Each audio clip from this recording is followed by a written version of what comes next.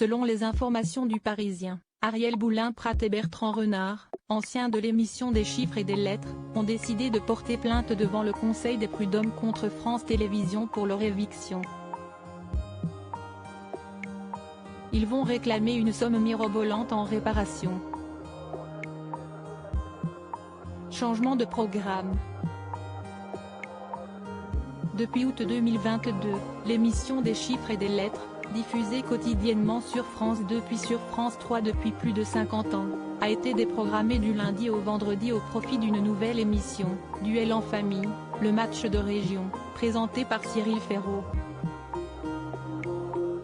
Des chiffres et des lettres a été relégué au week-end sans ses visages emblématiques, Ariel Boulin-Prat et Bertrand Renard, qui officiaient dans le jeu depuis 36 et 47 ans. N'ayant pas trouvé d'accord avec France Télévisions, ils ont en effet été remplacés par Stéphane Cronier et Blandine Maire aux côtés de Laurent Romejko. Ariel Boulin-Prat et Bertrand Renard portent plainte devant le Conseil des prud'hommes. Selon Ariel Boulin-Prat et Bertrand Renard, leur départ a été contraint et forcé, et ils déplorent que la chaîne leur ait imposé une baisse de salaire de l'ordre de 60% pour continuer la collaboration. De son côté, France Télévisions évoque un désaccord contractuel.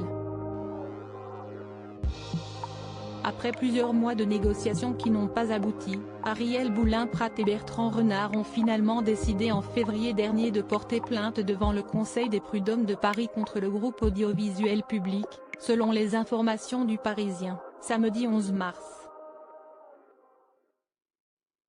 Leur avocate maître Juliette Mascar a prévu de réclamer 530 000 € pour chacun d'eux, dont 200 000 € de dommages et intérêts. Ariel Boulin-Prat et Bertrand Renard dénoncent en effet la violence de leur éviction. Ça a été très douloureux, j'en ai perdu le sommeil un temps, a assuré l'ancienne professeure. La chose s'est faite brutalement.